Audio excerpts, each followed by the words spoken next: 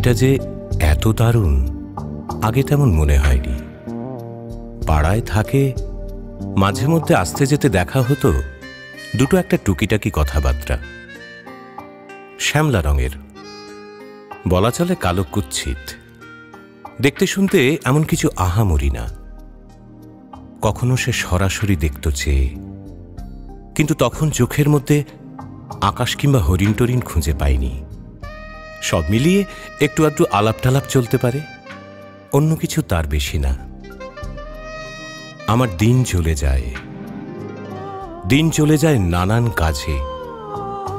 ক্রমে ক্রমে একা হচ্ছি, অনেক ভিড়ের মধ্যে একা।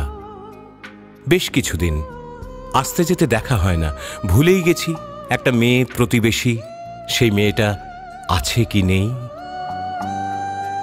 দিন চলে যায়, বর্ষা গেছে, শীত গিয়েছে, বসন্ত শেষ। বিকেলবেলা ঝিলের ধারে আগুন রাঙা কৃষ্ণচূড়া, এত আগুন! হঠাৎ ভীষণ ভালো লাগছে, বুকের মধ্যে একটু একটু রবি ঠাকুর নড়ে উঠছে।